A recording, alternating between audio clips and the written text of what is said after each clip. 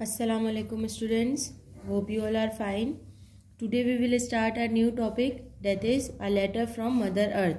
A letter from Mother Earth का मतलब क्या है कि ज़मीन जो है, अर्थ कहते हैं हम ज़मीन को, तो इस टॉपिक में ज़मीन जो है एक लेटर लिख रही है हमें, क्योंकि ज़मीन को हम एक माँ की तरह ही समझते हैं। हमें उसका उसी तरह ख्याल रखना चाहिए जिस तरह हम अपनी माँ का ख्याल रखते हैं। तो यहाँ पर अर्थ जो है वो अपने बारे में कुछ बातें बता रही है लेटर में। डियर चिल्ड्रन, वो बच्चों से कह रही हैं, dear children, I hope each one of you is happy and healthy. मैं उम्मीद करती हूँ कि आप सब खुश और हेल्दी होंगे। I pray all of you are satisfied and enjoying the bounties of this beautiful earth. और मैं उम्मीद करती हूँ कि आप ज़मीन पर मौजूद रहने वाली सारी बाउंटीज और ब्यूटीफुल चीज़ों को बहुत अच्छे से जो है वो इंजॉय कर रहे होंगे। It give me great happiness to know that I have given you food, water and things that you need for so many years. और मैं बहुत खुश हूँ कि मैं आप लोगों को ये खुशियाँ दे सकी हूँ कि आपको मेरी ज़मीन पर खाना भी मिलता है, पानी भी मिलता है और दूसरी चीज़ें भी मिलती हैं जिनकी आपको ज़रूरत है। Because I love you my children, oh my children, I hope I have made you proud. क्योंकि वो कह रही हैं कि बच्चों, मैं तुमसे बहुत मोहब्बत करती हूँ और मैं उम्मीद करती हूँ कि आप लोग मुझ पर फ़ख्र करते होंगे। I have been here for billions of years, मैं यहाँ पर बहुत सारे ज़मानों से हूँ, बहुत सारे सालों से हूँ। Long before you were born, जब आप पैदा हुए मैं तब भी थी, मैं उससे पहले भी थी।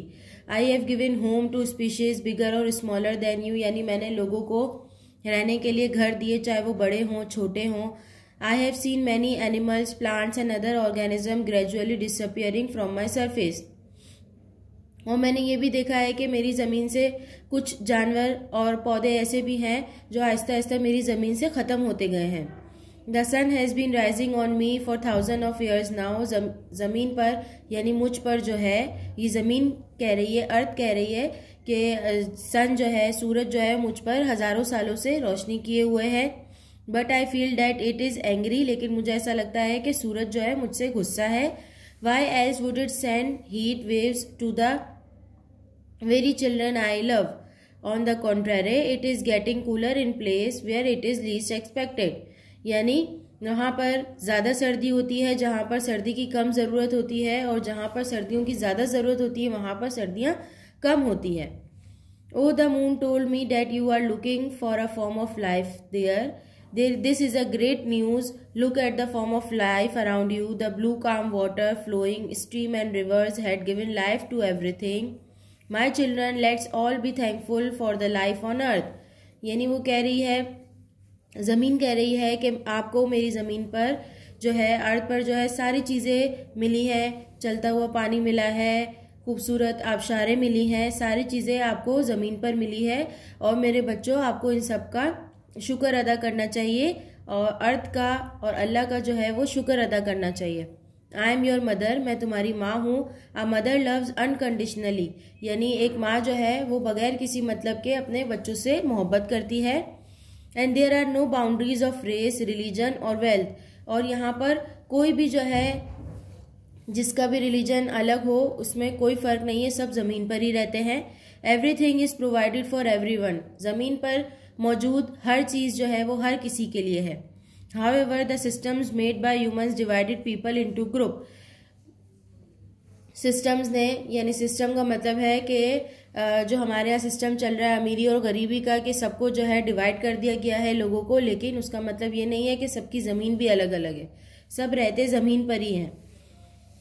आई fear there will be tough time now, मुझे ऐसा लगता है कि अब मुश्किल वक्त आ गया है। Government cut trees down for buildings and houses, government जो है वो दरख्तों को कट कर देती हैं बिल्डिंग्स और हाउसेज बनाने के लिए। Many of my children waste so much water that it make me sad, बहुत सारे मेरे बच्चे ऐसे हैं जो पानी को बहुत ज़ाया करते हैं, जिससे मैं उदास हो जाती हूँ। While the children brush there teeth, जब बच्चे अपने टीथ ब्रश कर रहे होते हैं, they don't turn off the taps, वो टैप्स बंद नहीं करते हैं। टैप्स का मतलब है नल, जो जिसमें से पानी आता है, वो बंद नहीं करते।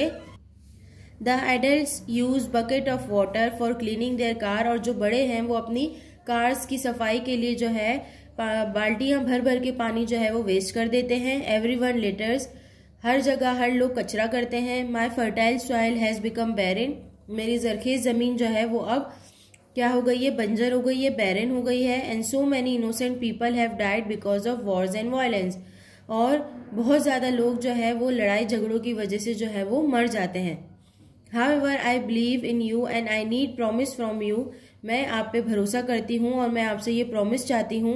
Promise me that you will always be good to me even you grow up. मुझसे आप वादा करें कि आप जब भी बड़े हो जाएंगे तब तक आप मेरा ख्याल रखेंगे। Remember this letter that I wrote to you and make me proud. Love your mother earth. ये आप लोगों का टॉपिक था जो मैंने आप लोगों को समझाया, जिसमें अर्थ ने, ज़मीन ने जो है एक लेटर लिखा है और उसमें सारी चीज़ें बताई गई हैं कि ज़मीन पर क्या क्या चीज़ें मौजूद हैं, लोग यहाँ पे किस तरह चीज़ों का वेस्टेज कर रहे हैं, ये सारी चीज़ें आपको इसमें मैंने समझा दी है। अब इसकी बुक की वर्किंग के लिए मैं अपनी नेक्स्ट वीडियो में आपको बुक की वर्किंग समझाऊंगी। अभी जो है जिस तरह आप लोगों को हैंड आउट में आपकी वर्किंग करनी है वो मैं आपको बता रही हूँ। This is your hand out. ठीक है, इस हैंड आउट में आपको सबसे पहले क्या करना है, मैंने नोट मेंशन किया है, make a title page of this chapter in your copy and then do 1 page hand writing. आपको इस चैप्टर का टाइटल पेज बनाना है, उसके बाद आप 1 पेज हैंड राइटिंग करेंगे। काफ़ी सारे बच्चे हैंड राइटिंग का पेज मिस कर रहे हैं, हैंड राइटिंग का पेज मिस नहीं करना, 1 पेज हैंड राइटिंग आपको लाजमी करनी है। उसके बाद आपके पास है वर्ड्स मीनिंग। वर्ड्स मीनिंग के लिए मैंने नीचे नोट लिख दिया है, do word meaning from text book page number 116। Text book के पेज नंबर 116 पे यहाँ पे आपको नज़र आ रहा है वर्ड मीनिंग भी मौजूद है और वर्ड्स अपोजिट्स भी मौजूद हैं। ये दोनों चीज़ें आपको अपनी कॉपी में डन करनी है, जिस तरह मैंने लिखा है बिल्कुल वैसे ही। उसके बाद आ जाइए क्वेश्चन आंसर्स पर। क्वेश्चन आंसर्स के लिए आपको नेक्स्ट पेज पे क्वेश्चन आंसर्स करने हैं, ऊपर हेडिंग देंगे क्वेश्चन आंसर्स की। उसके बाद question number 1, question number 2 and question number 3।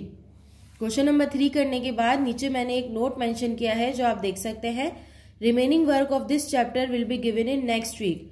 इस चैप्टर का बाकी का काम जो है वो आपको दूसरे वीक में दिया जाएगा। तब तक आपको यहाँ तक की वर्किंग डन करनी है। टिल देन अल्लाह हाफिज।